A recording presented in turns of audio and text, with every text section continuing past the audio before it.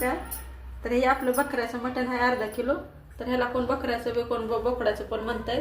तर त्याला लागणारे साहित्य हे खोबरं आहे, खोबऱ्याचे 1 गुंड, 2 टमाटे, अद्रक, 2 कांदे, लसूण 2 कांदे आणि कोथिंबीर. तर ह्याला आता लसूण नीट करून घ्यायचा, स्वच्छ धुवून घेतलंय. तर त्याला आता शिजवण्यासाठी थोडं अद्रक लसणाची फोडणी देऊन घेऊ, म्हणजे चांगले लागते. टाकून घेतलंय थोडं अद्रक आणि लसूण कोथिंबीर. तर ते टाकून घेऊ, नंतर फोडणीला पण टाकायचं. आपण मटण शिजवण्यासाठी कांदा आणि टमाटर शिजताना टाकायचे. पण ह्याला नाही असं हे करायचं, तळायचं नाही, तसंच राहू द्यायचं. आणि मटण स्वच्छ धुवून घेतलं 2-3 पाण्यानं, ते पण टाकून द्यायचं. म्हणजे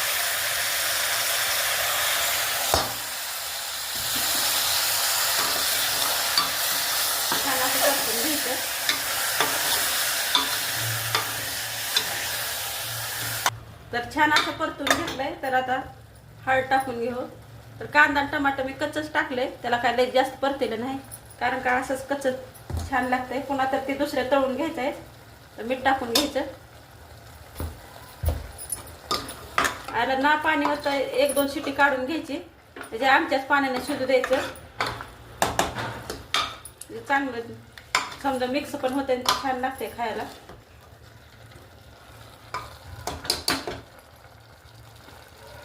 चांगलं परतून घेतलंय. तर आता टोपण लावून घ्यायचं ना, असं कधी आमच्याच पाण्यानं 2-3 शिट्या होऊ द्यायच्या, नंतर गरम करून पाणी वतायचं. तर टोपण उघडून कुकरचं. तर हे आमच्या पाण्यावर होतं, असं शिजवून घेतलं. तर त्याच्यात गरम पाणी करून टाकायचं आणि बारीकच गॅस करायचा आता, म्हणजे समजा आरक उतरते त्याच्यामध्ये. तर पाणी गरम केलेलं टाकून हलवून घ्या, अजून 2-3 शिट्या होऊ द्यायच्या. लय मोठा गॅस करायचा नाही आता, टोपण लावून 2-3 शिट्या होऊ द्यायच्या. गॅसवर बारीक गॅस करून ठेवलाय शिजू. तर आपण इकडं मसाला करून घ्यायचा. तर ते खोबरं आहे, सुरुवातीला खोबरं टाकून घ्यायचं. चांगलं असं गोल्डन होते तर भाजू द्यायचं. असं लालवट छान असं भाजून घ्यायचं. जास्त करपवायचं बी नाही, जास्त असं कच्चं पण ठेवायचं नाही. काढून घेऊ.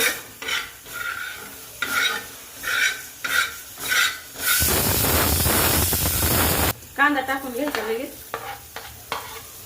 तर आपण सुरुवातीला पण कच्चा कांदा टाकला होता त्यामध्ये, आता हे भाजून टाकायचा. तेल टाकून परतू द्यायचा.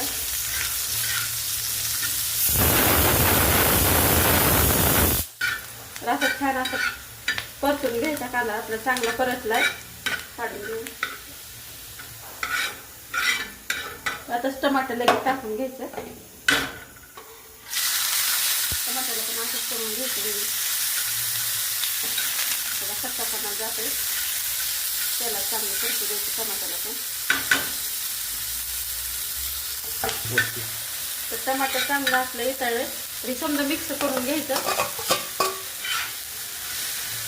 आणि मिक्सरला काढून घेऊ. तर आता छान असं ही मटण शिजलंय आणि बारीक गॅस केल्यामुळं आणि कच्चा कांदा टमाटर टाकल्यामुळे छान आरक असं आलंय. आता फोडणी देऊन घेऊ. कढईत ठेवली तापायला, कारण का कढईत केल्यामुळं समजे मसाले हलवता येते.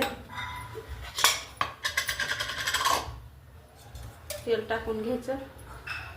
पहिलं पण टाकलेलं आहे, तर आता 2 माप तेल टाकायचं.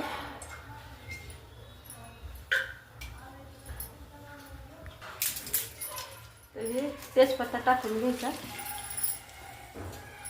नंतर हे वाटण केलेला सगळा मसाला टाकून घ्यायचा. बारीक गॅस करून असं परतून घ्यायचं. मध्ये ऊन लागलं नाही, हात केला तर त्याचं पाणी असल्यामुळे उडते अंगावर घेतलंय. तर त्याच्यातली जिरा पावडर आहे, भाजून घेतलेली आहे,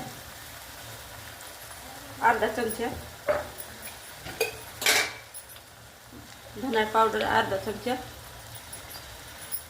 आपली घरगुती काळा मसाला ते 1 चमचा आहे, आणि हळद तर आधीच टाकली होती सुरुवातीला मटण शिजताना. चांगलं असं एक जीव करून शिजू, त्याला तेल सुटत नाही तोपर्यंत त्याला शिजवून घ्यायचं.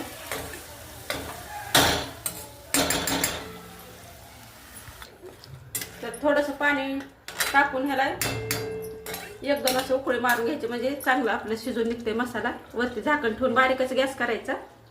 मसाला शिजलाय का नाही बघू. तर असा मसाला छान शिजलाय. एकदा हलवून घ्यायचं म्हणजे खाली चिकटणार नाही.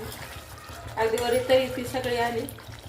तर मी इकडे मटणाचं गरम करायला ठेवलं होतं आणखी. आता ते टाकून घेऊ आतमध्ये. दमाने सोडायचे म्हणजे अंगावर उडणार नाही.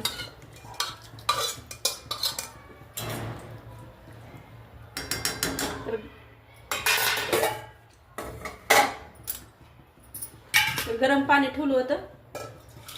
थंड टाकायचं नाही पाणी. गरम पाणी टाकून एक उकळी अशी येऊ द्यायची. जास्तीच्या आवडीप्रमाणे जास्त कमी करू शकता तुम्ही. आणि ते सुरुवातीला मीठ टाकल्यामुळे मी आता काय मीठ टाकलं नाही. वरतून थोडी वाटून पण टाकली. चिरलेली कोथिंबीर टाकून घ्यायची आणि एक उकळी येऊ द्यायची.